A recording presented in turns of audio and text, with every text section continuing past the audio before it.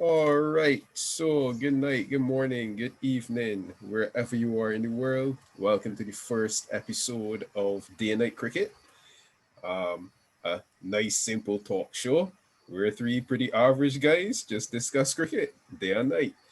Here we have Kyle, the stats guru, Hinkson, and Like that Kurt, one. Kurt, the attempted murderer, Clark.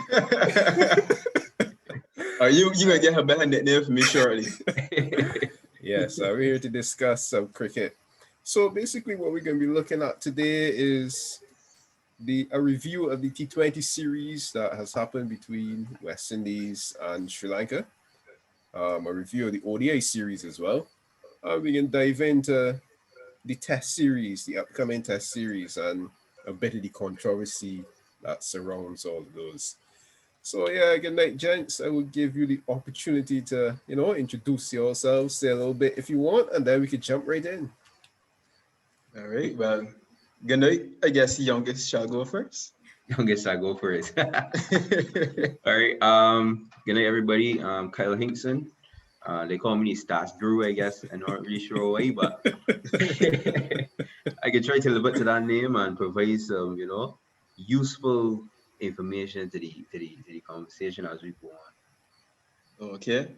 Well, my name is Kurt. Love cricket for as much as I know myself.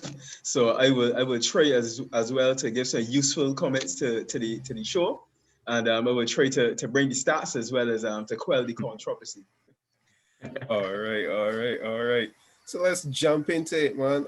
Let's talk about the T20 series. So on. we had a clean sweep by the West Indies in that T20 series. Um, how was it? How was it for you guys? All right. Well, you said we had a clean sweep, but I don't think that we covered ourselves in any glory in the T20 series, to be honest. Especially with the bat. I think that the ball is fine. We performed well with the ball. We had some good performances. So young players performed very well. I think Obed McCoy and Fabian Allen, to me, were the two best performers with the ball for the West Indies. But with the bat, to me, it was dismal. To me, it was dismal. I mean, we lack in some very basic areas, rotating the strike, valuing your wicket, even innovation at some points at times. So I think even though we won the series, I didn't think that we played particularly well. Were you saying, Kurt? You agree? I agree wholeheartedly. It's always great to win a series. We are not accustomed to winning series. We've been languishing in the tables for a long time. So first of all, I must say congratulations to the guys. They won the series. They won the series 3-love, which sounds comprehensive. It sounds as though we dominated, but as Kyle said, it really was not that in terms of the bat. You would expect with all of these guys going to IPL and playing in all the different leagues around the world, you would kind of expect that we would win games from our back, but it was completely the turnaround. We won games because we were really good in the field. Um, Fabian Allen was outstanding in the field, and he was really good with the ball. He was able to produce some really quality overs, and especially bowling infrequently in the first two T20s, and then coming in the third T20, opening the ball and bowling extraordinarily well. I was really, really happy for him because he is a man that has his place challenged quite a lot. So I was really happy with the bowlers. I was really happy with professionalism in the field, but the batting, when you look at the aggregates, and I know Kyle will dig into this a little bit more as the stats man, but when you look at the aggregates and you're looking to see that the leading run scorer was Lendl, but his average was fairly poor. If I look here, I see that his average, I mean, poor in T20 is relative, right? But when I look here, I see that he was third with an average of 24. And I think that the guys who bat at the top of the order should be able to give a little bit more. Right. I agree. And I think that the series, is it a case that West Indies haven't won anything in a while, so we just take the win and move on, or do we look into it, and think about building towards the T20 World Cup and what's not? I know that I mentioned that, but what are the thoughts on the inclusions of guys like Gale and Fidel for this T20 series? Is that a forward step? Is that a backward step? How you guys see it? I know it's hard to think of a West Indies T20 squad without Chris Gayle in it. He's Agree, been one agree. of, or if not the best T20 player we have, if not the best T20 player the world has seen. So Agree, agree. taking up a West Indies T20 squad without Chris Gayle is a very hard thing to do. But I don't think he was very good this series. I think he was a little rusty. I think it showed he needs a little bit more time in the middle. I think that do we have, if we have any more T20s coming up before the World Cup? I'm not sure. I think we But do, I Not think do we we sure. do. do? Yeah. I I'm not think that sure. I think that I think that I would give Chris Gill another try in the next T20 series. But if he doesn't show any improvements, I don't think that he will be able to make the squad. I know that is a very controversial thing to say, but for me, I don't know. I don't like Chris Gill at 3. I think that I think that once I think that's a void easily filled by somebody like Hetmeyer. I think that if we go Evan Lewis and Leonard Simmons at the top, Hetmeyer at 3, I don't think that's a massive step down at this stage of Chris Gill's career. And at this stage of Hetmeyer's career as well. All right, Kurt, I can let you jump in now because I saw your facial expression there, but I just want to ask a quick question before I hand it over to you. You think that Chris Gill's inclusion, you think that Chris had anything to prove really? The only thing that I can see that I could have seen coming out of this of Gill playing these T20s is exactly what happened. That he scored no runs and create doubt. But I mean, really and truly, I wonder if picking Chris is like, does he have anything to prove to the selectors, or do you just let him play in his T20 leagues, keep his form up, and if he in a rich vein of form when the World Cup come around, include him in the squad? Well, how you feel? I don't believe that Chris has anything to prove. As Kyle said earlier, Clark, our best T20 batsman. I don't think anybody else is close. Well, I'm a big Puran fan, but Mhm. he ain't nowhere close still. At the end of the day, I think is a bit more of an olive branch. Is a bit more of telling Chris, well, yes, we still have you in our thoughts, and proving it that we have him in our thoughts, because it's easy to say it and then he still doesn't really know because he was not called to represent the team. And he always says he is willing to come back. He's willing to represent West Indies, and he wants to play in the next T20 World Cup. But my Right? question here now is, were you saying to the people that saying that we, meaning West Indies, shouldn't have Chris Gale in our thoughts at this stage? Well, it's not like we have this great pool of buying resources, to be honest. I mean, Chris Gale at 40 years old, 40 or 41? Chris Gale at his 41. age, 41, is still, more dominant than a lot of the players that we have in the region. And I know that we have a lot of players who, probably are more so geared towards the T20 game at the moment. But still, the dominance that Gale has, not only that, it's the psychological effect that Gale has when he plays against other sides. When teams are preparing for the West Indies, granted, it might be a little bit easier because his reflexes may be slowing down. But teams really tell themselves, you know what, we got a plan for Gale. Which means at the end of the day, somebody else in that batting unit may very well be taken lately. And that gives them an opportunity to perform, maybe to their level or above their level. But having said that, the truth is that Gil still does have to produce. He still does have to come to the party. We're looking at a situation where Gil is, I mean, he ran some quick singles in this series, which surprised me, but he is not known, he has not been known for that throughout his career. And a lot of the other players that he bats around, Evan Lewis, if you watch how Lewis plays, how Simo plays, these guys like to get things going by, running. they are predominantly boundary hitters, and I know that we say that the guys don't rotate straight well, but these guys still like to get into a bit of a rhythm. You could pick up a single here, pick up a quick single there. Um, so I think that if Gill is not necessarily offering the big scores, as Kyle said, we may very well have to go in a different direction, Yeah, unfortunately. I think we have to give him a try. We have to by reputation, by right, I guess respect to the man. I'll give him a try, but I don't think at this stage he offers a whole lot more than some of the other batsmen that we have to bat at the top of the innings and bat at number three. You mentioned a name there, Hetman, right? And I know I could have a whole show spare my frustrations on Hetman. He could I be. take the point, Uh-huh. Hetty, he can be dynamic in Yeah. limited overs. I take your point, but I would really Hmm. love Hetman to grow. But I guess there's something else that we could discuss a little later. Yeah. I Right, agree. right. I agree. Yeah, man. Last thing about this T20 series before we move on. You guys mentioned rotating the strike. Now, I saw three games that to me went almost the same way. The three matches basically went a block and a boundary, a Yeah. block and a boundary, and it almost cost us a game on a couple of occasions.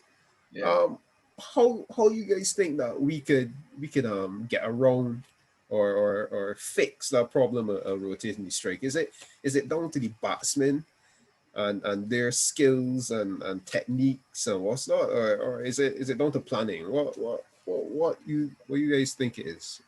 I think that the block and boundary type of batting has been around West. It's been playing in West Indies cricket for a couple of years now.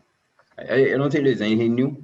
I think that the type of batsman that we have, the type of batsman that we go for, typically like Evan and Chris Gill, even before I would even lump players like Pollard and that sort of players in there. They like to score by scoring boundaries. Russell, they like to score by hitting sixes and fours and that sort of stuff. I think it's a mindset thing. I think if you go to bat, you have to.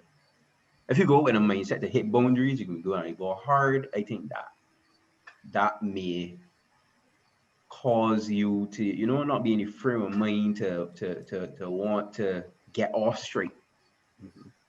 To me, rotating strike is more of a thing where you have in your mind, all right, I better off at the better end, at the next end. You know what I mean? You always want to score off every ball, not necessarily trying to hit the ball as hard as you can.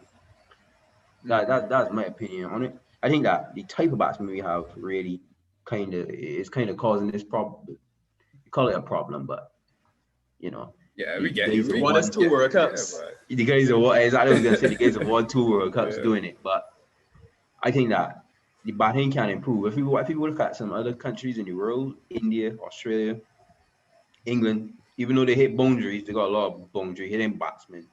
They still have batsmen there that are able to be the glue of the innings, let the power hitters bat around them, and at the same time get off the straight.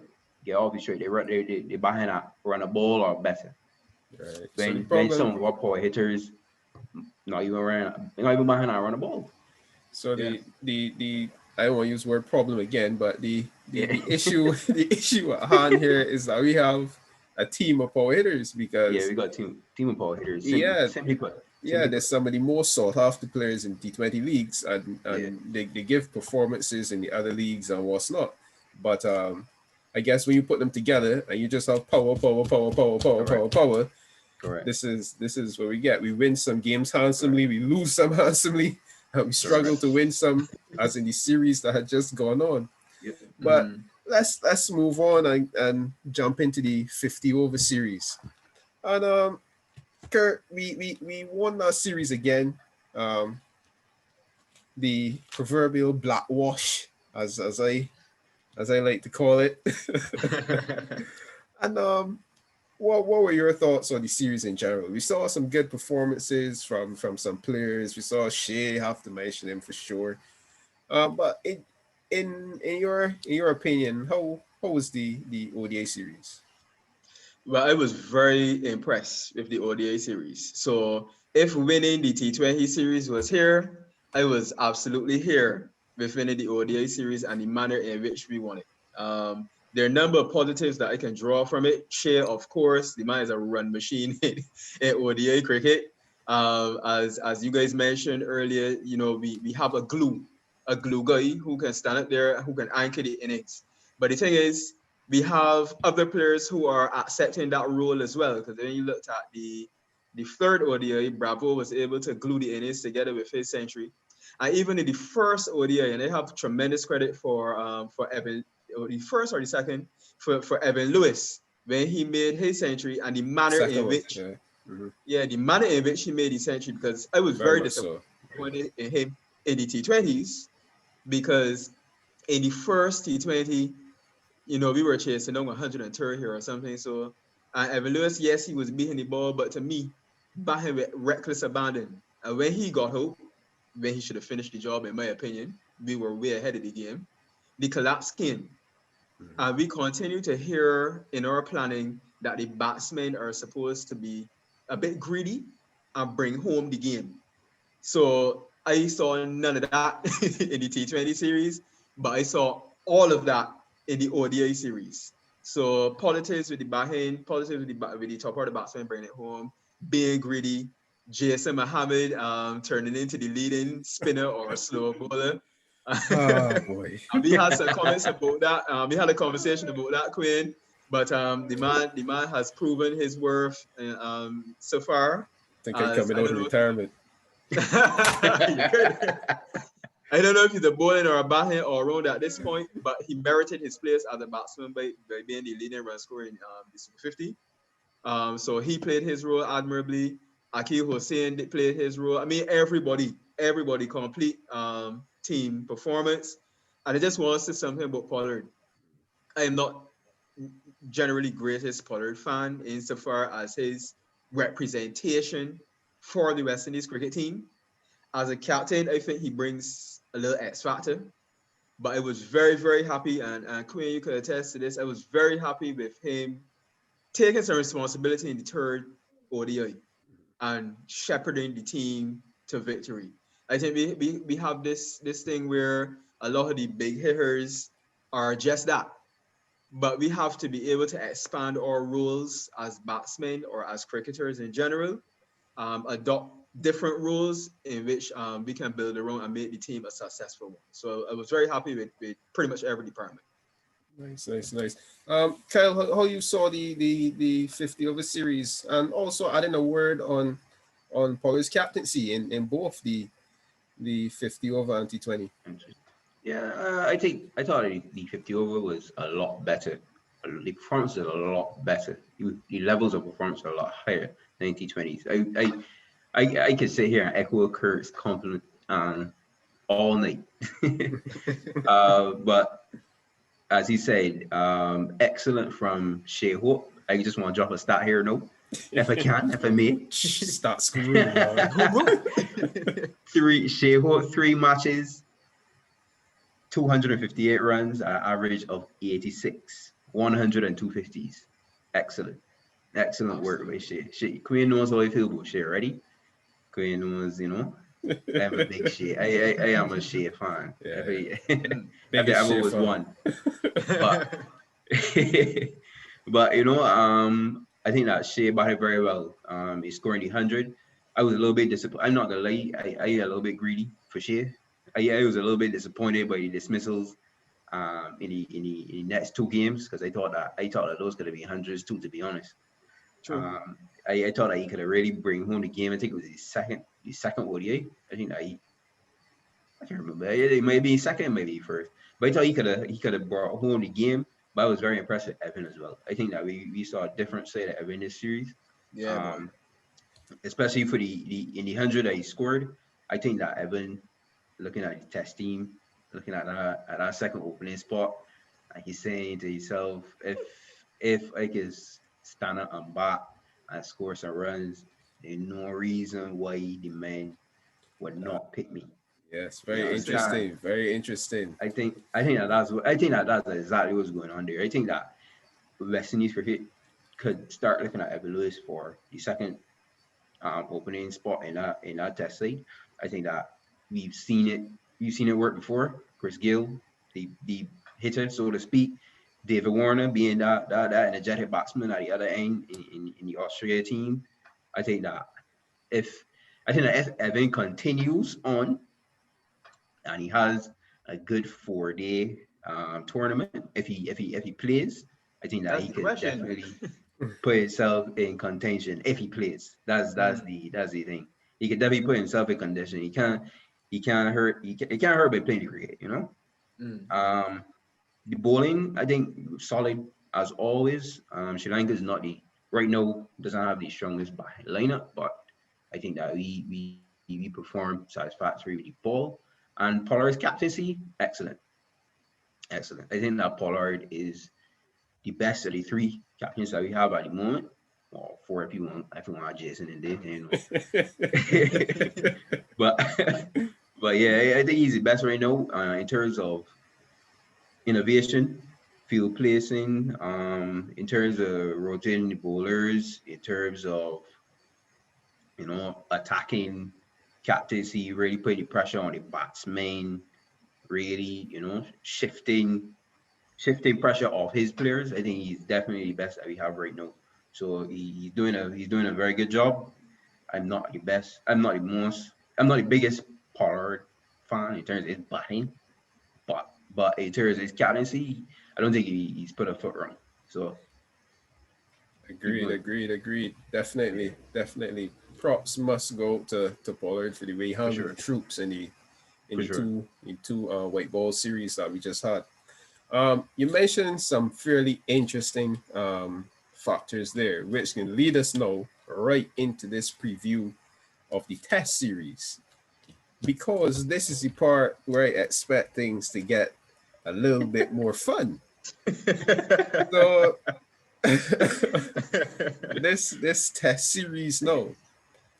You mentioned Evan probably putting up his hand in future for the opening spot, but in general, the Mhm. test side, the squad that was selected, um, what are your views on this squad? You think that this is our best squad? Do you think this squad was picked with some sort of bias towards the guys that went to the Bangladesh series? Or let me word it another way. Do you think that some of the guys were omitted because they did not go to Bangladesh? Uh, What do you think about this test squad, this test side? Me first or Kurt? I don't know. I don't know. Let No, Kurt jump I in think. first. All right, Oh, go I ahead, thought Kurt. that Kyle was chomping at the bit there. Listen, listen. Well, okay. The test squad. Let me say that there was no way that we could have picked a test squad here and left out Nkrumah Bonner, who I never thought I would have said that sentence.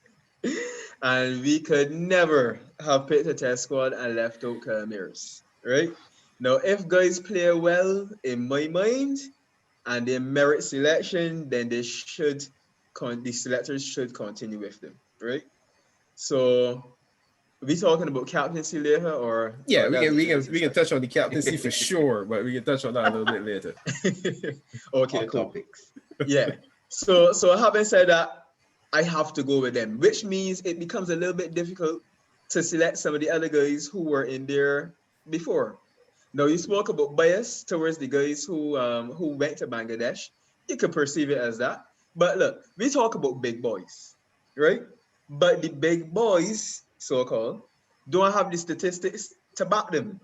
This is the thing. Now, I am a fan of Roston Chase, but I am very disappointed in his statistics and his output, right? I think he can be way better than the statistics show in terms of his batting. The bowling is a different conversation. If you want to compare him to Cornwall's selection, which I can I do could that very understand. shortly.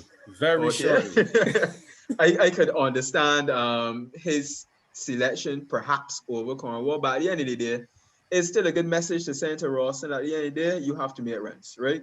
Cornwall had a fight for in Bangladesh, and therefore he did well. I don't know that he is the finished article as a spinner, and truthfully, our spinners / slow bowlers in the region have not necessarily gone on to great heights in the last however long, right? So Cornwall over Chase, I don't know that there's a big drop off in either regard. But I do think that Chase does have to go back to the drawing board and become more consistent. And he needs to do what got him into the team in the first place, and that's churn out runs. And he needs to do it consistently. And what Bonner and Mears have done actually is great, I think, for the West Indies, because it means now that these guys know, okay, well, to stay in this team, we got to make runs. It's as simple as that. We have to make runs. The only selection for me, and you know that I'm a Blackwood man, so Blackwood will play. Blackwood will play. I said to someone the other day that Blackwood has been perhaps our most consistent batsman. The guy reminded me that consistent was probably not the word that should be used.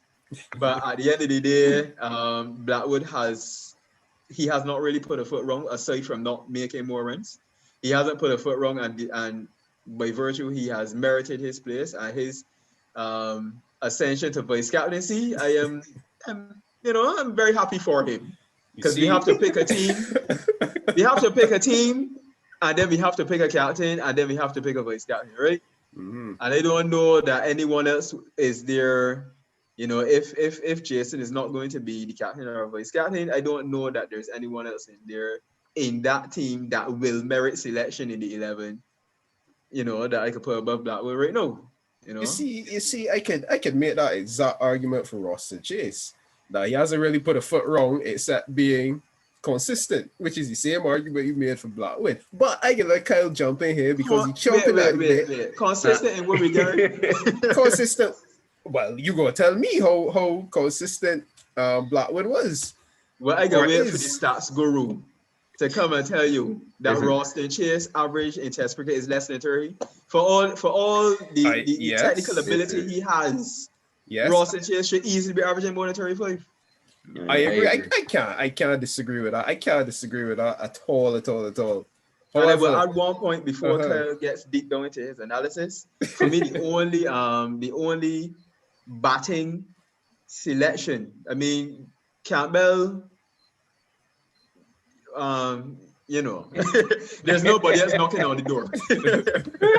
There's nobody else knocking on the door. So he had his opportunity, and he came back and he made runs. He did what he was supposed to do. He came back and he made runs, right? Bravo, to me, a little lucky. I understand that Bravo is supposedly the man that was supposed to be the heir apparent and our next leader. But to me, Bravo a little lucky, and I think Brooks perhaps a little unlucky. I definitely agree. I was about to mention Brooks because I think that he was a little bit hard done here. And maybe the stats guru can verify, confirm, or deny. But from the outside looking in, I thought that Brooks seemed to be finding his feet in the test squad. He was starting to string some performances together, and I was a little bit surprised to see him not in this squad at all. But jump in, Kyle, because you've been chomping at the bit for a while. So I think Kurt calm me down, man. Kurt calm me down. But is it our strongest team? I ain't sure. I'm not sure if it's our strongest team in terms of names, in terms of balance of the squad. But with that being said, I don't think it is a bias to the men that went Bangladesh. I think that it would have been criminal to leave out Bonner and Amirs. Yeah. I think that was a very hard decision. And I think that just based on the fact that we haven't seen a West Indies batsman be as consistent through a series as Bonner was, and the fact that when's the last time we saw a batsman score a double century? Mhm. Jason, You can't, you don't worry. can't, Yeah. you can't drop him. He has to be in the squad. No, I think that Brooks is a little unlucky, yeah, but at the same time, I don't think he's cemented his play. I think that, yeah, he's been finding his feet. I don't want to bash a fella. I don't want to bash a fella. It would have been nice. It would have been nice, but I don't think that he was cemented to play. So I don't really see it as criminal for Bravo to be in, especially because when you look at what the top order is going to be, we are going to need, I think, a left-hander in there, somebody to play the Spain well, somebody to bat at number 3.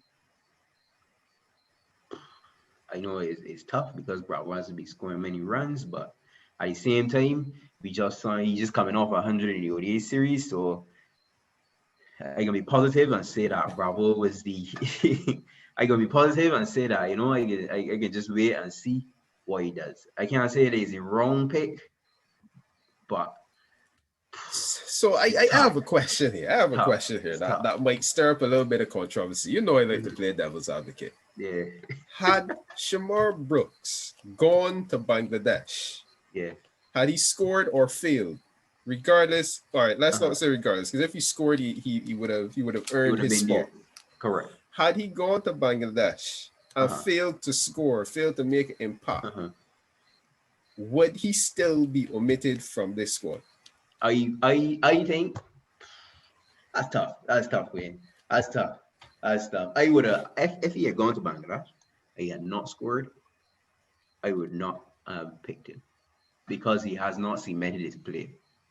I think that, and I can go back to my guy here now, because you know how he feels with this already. If it wasn't a drop that Shea-Hope got, if it was a rest that Shea-Hope got, I think that this is a series that we should have brought Shea back into the side. I think that being at home, going to New Zealand, fine, no problem. Going to Bangladesh, fine, no problem. But we are at home now. Runs in the 50 over competition, the original 50 over, runs in the ODI series.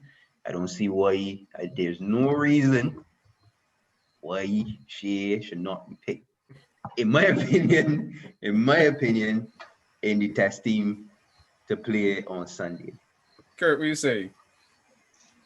I kind of understand what Kyle is saying. And funny enough, I had the same conversation with another gentleman the other day, and he made the same point that it would make sense for Shea to have been rested and have the opportunity to play at home. So it got me thinking, and I understood what he's saying. And now to hear Kyle say the same thing now, you know, I have to give it a little bit more credence. But for me personally, I know that Shea has class unlimited, but I want Shea to be hungry when he gets back into this team, like even more hungry, you know. I don't know if Shea was selected that he would have in the squad that he would have played. And that's my thing, you know. I don't know that he will play. Perhaps if a vacancy comes up, then Shea might find his way, you know, back in. I get that because he's in form now, which also accounts for him. But the squad was selected before the ODIs were finished. And with that in mind, I don't know that Shea could have made my squad. All right. I just want to ease back to the Brooks issue. And I'm going to use the Brooks and Darren Bravo comparison issue because no, I don't think Bravo has scored a lot of runs in recent times. No, I asked very tongue-in-cheek if Brooks had gone to Bangladesh but still failed in Bangladesh, would he have been picked in this squad? Right? However, if you look at the Super 50 that has gone, Brooks didn't have a bad Super 50 either. So if the argument for Darren Bravo is that he scored runs in the Super 50 and you could get him back in, I mean, I still feel Like I can throw up an argument here for Brooks. Yes, I get the left-handedness and the ability to backspin, but in recent times, I just don't know if the production is there. The ability is there. And I think that's a general thing in the West Indies cricket. The ability is there for all these players that we talk about. But the production, I don't know if the production is there. And I just feel like Brooks, who is finding his way in tests, I don't think it would have been a bad call to give him another play here at home. But I think that, mhm. yeah. I think that if I was Brooks, I'd feel hard done by. But at the Sure. same time, it's a tough call. For this series specifically, I would not like to be in the selectors chair because you had a lot of persons that you could have picked.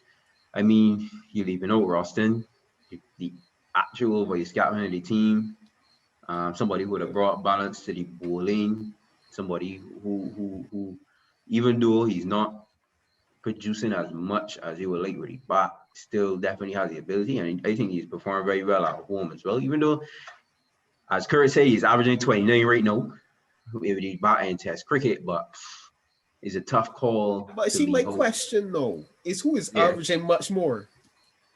Who's that? Who in West Indies side is averaging significantly more?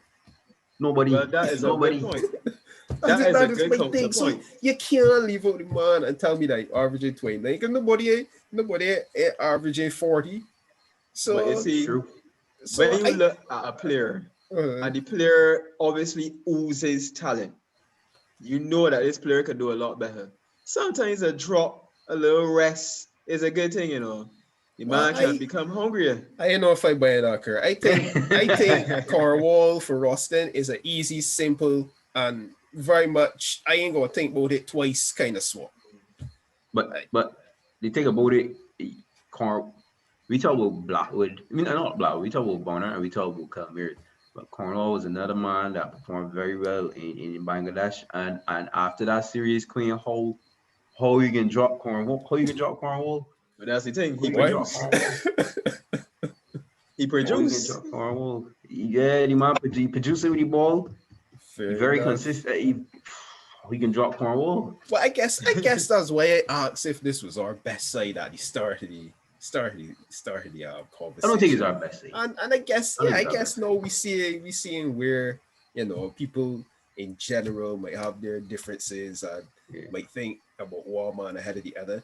And as Kyle rightfully said, I really would not like to be in the selectors' positions for especially for this squad off the bat of the Bangladesh series. If only for the fact that we haven't won a series away from home like that for a while, and it was in conditions that generally West Indians don't bat in very well, which is spin-friendly conditions. So I think definitely Mears, definitely Bonner. I mean, you could not leave them out. But I think, honestly, if Kurt had bring over Hehan in Bangladesh for them spinning wickets, he would have taken wickets too. So I don't know, man. But let's jump into one other thing real quick before the time runs out. I'm not sure how long we have left, but captaincy. Now, you mentioned that Roston was the actual vice captain, and I find this whole scenario extremely amusing. So we have a man who is now the captain of the West Indies team, Craig, who was mere months ago sacked as vice captain, and Roston was appointed vice captain. Right? Roston now cannot make the squad. Craig is now captain, and Jason has been stripped of his captaincy.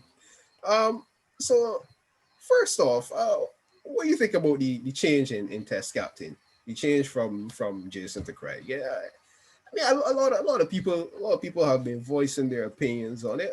What do you guys think about it? Who first? Kyle could jump in first. I can see it just there on your face. Wait, I do not like this at all. At all, at all. I think that we have jumped the gun. I think that it has been a whole set of fanfare that has caused this decision to be made. Mm-hmm. Craig, man, I promise myself I ain't gonna blame nobody on the podcast. I ain't gonna blame a fellow on the podcast. But to me, I don't know, boy.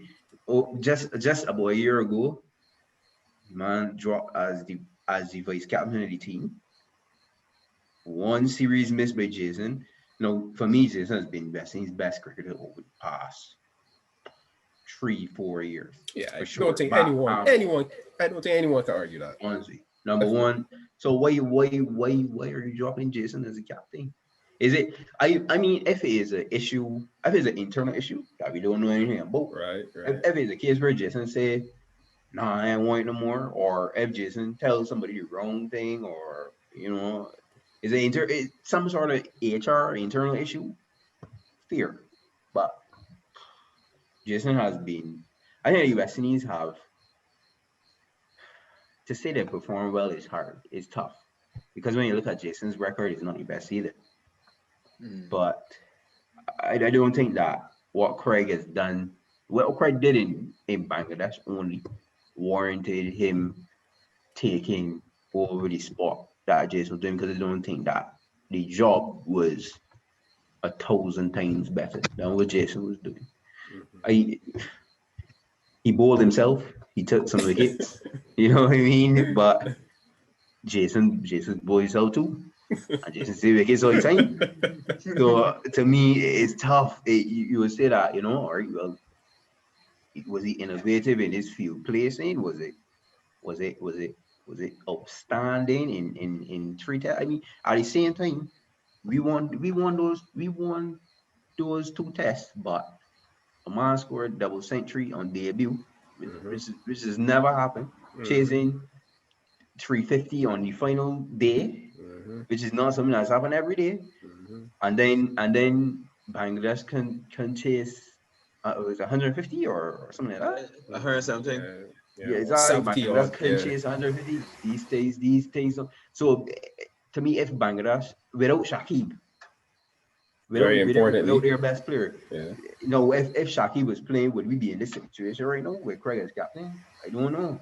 I ain't convinced that we would have won those two games.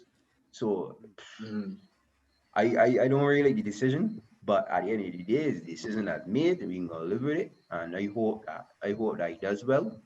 I hope that he takes some leaves from the great captains of the world right now in terms of what they do and how they lead the team. And I hope that he turns West Indies Test cricket around for the better. That's all I can say. Before I let Kurt jump in here and give his 2 cents on the captaincy, I can just throw some questions again, devil's advocate questions. All right? Food for thought. They could be rhetorical, don't need an answer. Had Jason gone to Bangladesh, win, lose, or draw, would Craig be captain? That's question one that I just throw out there in the atmosphere. Had West Indies not won that test series in Bangladesh, would Craig be captain? I think that's the one. That's the one here. Yeah, that's question two that I thrown out there to the putting out there in the atmosphere, food for thought. And I think if we could get honest answers to those questions, then I'll be able to say if I think it was a good decision or a bad decision. As it stands, I think it is extremely knee-jerk. Yeah. I think it is extremely knee-jerk. It's a knee-jerk reaction to us having something to shout about, something that don't happen too often. We get a result. Yes, this man's the best thing. But we'll see how it goes. And again, nothing against any of the players, nothing against Craig, nothing against Jason. I definitely wish Craig all the best. And I really hope for West Indies cricket that he becomes the next Clive Lloyd in terms of captaincy. But we will have to wait and see how it goes. Take it away, Kurt. I am also a resident member of the Niger Society because for me, those questions that you raised, they encapsulate the entire situation. And I would also add, had Jason gone and had Ralston gone, would we be in this position because Ralston was the vice captain, right? No, for me, I would choose to take a different perspective. I am very happy for Jason. And the reason for that is that Jason can now have the ability to operate with less stress and concentrate on his game. You can imagine that Jason has ascended his game to the level that it is currently at while being the leader of a West Indies team, which is backed by a poor and losing system. Jason had a lot to do with like all of his predecessors. He had a lot to do with behind the scenes. Well, this is my take. I don't. It's not like it's talking to Jason or anything. This is my take. I am assuming that Jason would have had a lot to do with in terms of his views and where he wants the West Indies cricket to be, but knowing very well that the structure that he is seeing here in the Caribbean does not match the structure that he sees in Australia, England, India, etc., etc. Right? So I feel as though now with all of this pressure raised off of Jason, maybe we can see him take his game even higher, and that's something that I'm really looking forward to. Hopefully, he personally responds as a cricketer. Quick, Kurt, before you move on for that topic, you don't think it can have the opposite effect as well? It possibly could. Or It maybe, possibly could. yeah, or maybe that because Jason understood the team that he was captaining, he stepped up his game, he upped his game a little bit more in the pressure scenarios or what's not, and took it upon himself, put the world on his shoulders, so to speak. I know, It could have. just throwing it out. It could have, but for me, his pride will not win, you know. For me, I think he's a person that plays cricket with a certain degree of pride. I think he plays West Indies cricket with a certain degree of passion. And I don't think that will win. He is the only world-class cricketer for me right now in that test setup. And that says a lot, right? I think he is the only player in there that could possibly walk into some of these other bigger cricketing nations. We had this discussion a little while back. Exactly. So you know how we feel about this. He could walk into Australia team as the all-rounder. No. Well, I don't know about that, but I don't know about that. Today. I don't know. Better than Mitchell Marsh. I think you should just pick another side. Cause I don't know if he can walk in there as the all-rounder. He better than Mitchell Marsh. He better than Hilton Cartwright. He better than call whoever you want to call. He better than Marcus Stoinis. He better than all of them. For sure. I know, boy. I know. So for me, I kind of look forward to see how his reaction would be. Now the thing about that captaincy going towards Craig, from my understanding, when I listen between the lines, from my understanding, there was a little bit more insofar as Craig's ability to motivate the guys in the background, bringing a different level of intensity. If you even watch how Craig has batted recently, he batted with a little bit more purpose. I don't know if that's because he is now trying to transition his energies and try to lead in a different way, because his strike rate has gone up. I also watched a bit of his innings in our practice game the other day, and he also was batting with a little bit more intent. I don't know if that is the energy now that he is trying to bring towards leading the West Indies cricket team, but I guess that remains to be seen now that we play an opposition that is arguably a little stronger than Bangladesh, right? So maybe that has gone into it as well. Fresh energy, you know, sometimes freshness may temporarily bring different standards, different energy, and I'm hoping that energy can continue for the sake of West Indies cricket. It's not too long ago that Kyle's captaincy was ripped apart. Not Kyle, Craig.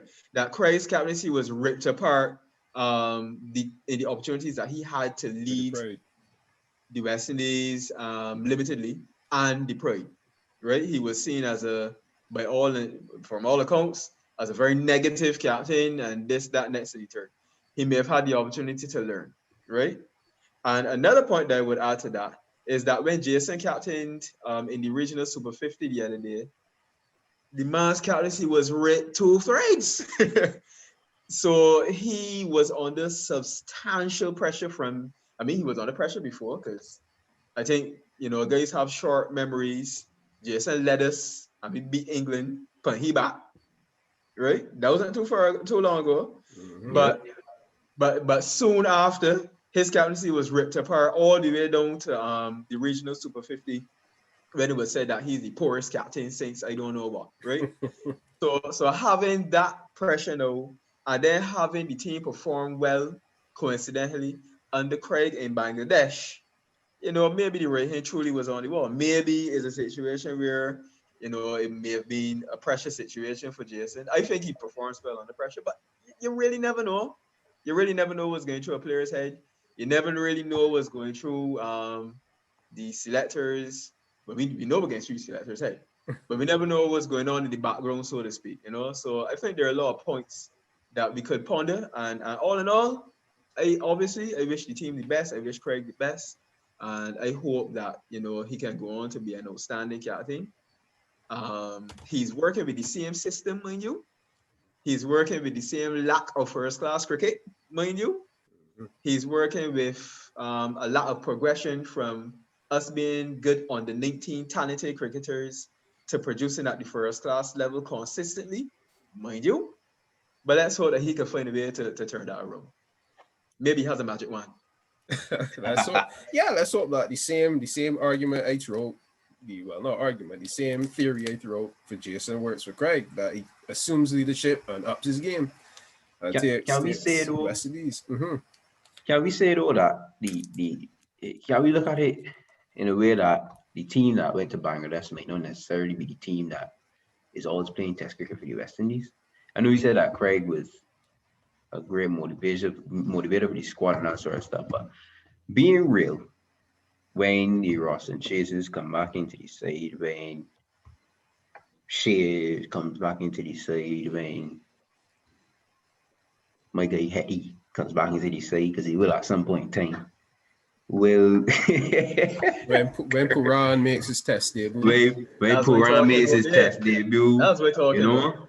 will that be the same team dynamic that Craig has to work with, that Jason would have had to work with in the past? I mean, I guess That's a good point. Yeah, very good point, Kyle. Because I had a similar discussion, and I was actually saying, I went as far on that occasion as to say, if it's the same, if West Indies sticking with the same team that went to Bangladesh, then by all means, let Craig captain it. Yeah. But if we going back to the other players and what's not, then I don't know how that's gonna work out. But I guess we all just have to sit back and wait and see how it plays out. Hopefully it goes the best way possible for West Indies cricket. Now I know we're going on a bit long, so just to wrap up, all I want is your predicted starting 11s for that first test on Sunday, and a prediction for the series. Who taking it first? Predicted start 11. Okay. Craig at the 1, Campbell at the 2, Bravo 3, Bonner 4. This is where the problem gonna come now. Number 5. Who is going to bat number 5? Calmiris. Probably bat number 5. Black was 6, Cornwall 7, De Silva 8, Jason 9. Well, whatever. De Silva 7, Cornwall 8. No, De Silva 7, Jason 8, Cornwall 9. 10 and 11. I think this is the real pick though, because I think that you got to pick between Roach and Azari. And I think that because Shannon can play, so I think it all depends on what they're going with. They're going with the experience of Roach, or they're going to with the express pace of Azari and use Jason as the control man to nibble it left and right, rather than having both Jason and Roach doing almost the same role, So I think that's the real only pick that is up for contention in this whole squad for this first test at least. I personally would go for Who would I go for? Tough one. Yeah, it's a tough one. It's a tough one. It's not would tough for me at all. It's not Me tough for neither, you? actually. It's not tough for me at I all. would probably go for Roach in the first test. See how he goes.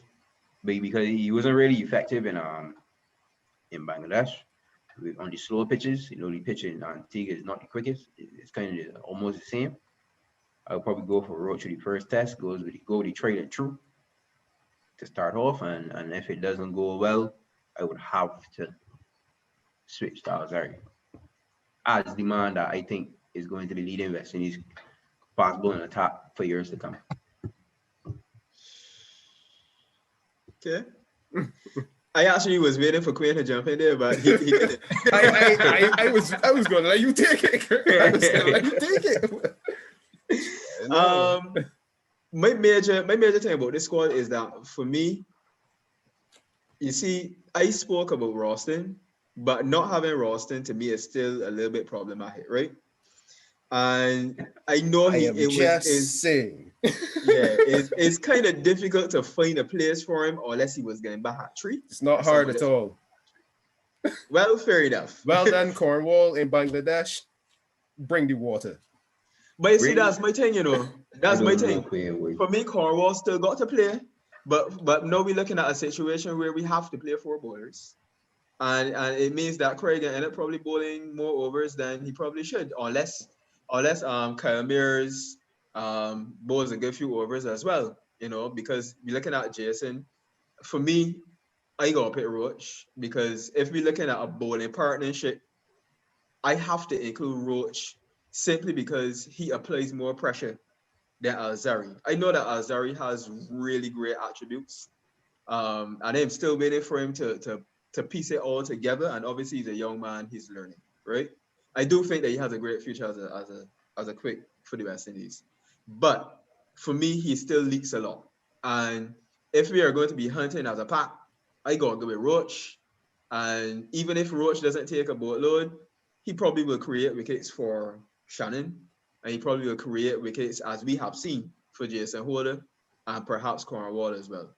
Now, the fact that we're playing 4 bowlers, well, it would appear that way. Cornwall can probably bowl about 4 overs, and I really hope that he can produce the goods insofar as not only maintaining pressure, but also taking the wickets as well. So your 11, Kyle, I think that's also my 11, because I cannot find a way to include 5 bowlers in the team, simply because I cannot find a way to drop a batsman. That's really it for me. I had to react when you call Cornwall ahead of De Silva, because truthfully, I got a lot of time for De Silva. And I would hear a lot of persons saying that De Silva perhaps can be looked at as someone who can replace Campbell. It's not my opinion, but I've heard people saying that because I don't see De Silva as a natural opening batsman. But that was a different conversation for a different time. So my prediction is that the West Indies will win the series. Yeah, I actually heard the school of thought through a note earlier that De Silva could bat up the order, and Bravo might be the man to miss out, and then you could play your extra bowler if you wanted to. But I don't know. I'll wait and see. I much agree with Kyle's 11, except that for me, Roach, to me, as you said, Kurt, has got to play. I don't think about that twice in that scenario. If I think Roach provides unless you're looking to give Jason a new ball, but Roach for me provides the perfect foil for Shannon to express himself. And I think bowling in partnerships, I think the two of them will go pretty well. Quick predictions as we wrap up. 2 tests. What say you guys? 2 tests, 2-0. 2-0 to Sri Lanka, or simple as 2-0 West Indies. 2-0 West Indies. Yeah, what you say, Kurt? I am going for West Indies test series victory. I would love to see a 2-0. That would be an absolute clean sweep. That would be super fantastic. Yeah, I say 1-0. Let's see. Come on, man. You can't say only thanks. That's not a fence. I just think that West Indies will lose one test. It's up to them if they win the next one. But, fair enough. So you're saying they will lose the first test? No, they lose one. I don't know which one. Oh, okay. But they'll lose one. I feel. I don't think that Sri Lanka's batting is impressive at all. Yeah. But that's just my take. Yeah, we can dive into that on the next episode of Day and Night Cricket. But thanks a lot, guys, for coming through today. Kyle, the stats guru, Hinkson. Kurt, the facts guru, Clark. I like that one. I'll take it. And Quinn, the devil's advocate, Dalrymple. That works perfectly. So, really nice chatting with you guys. I know we went a little long, but hopefully we do this again soon. We have a lot of cricket to discuss. Bangladesh playing in New Zealand, West Indies, this whole West Indies tour, IPL coming up, future tours coming to the Caribbean. So you can look out for us talking about some more cricket from strictly the fans' perspective. So signing off, good night.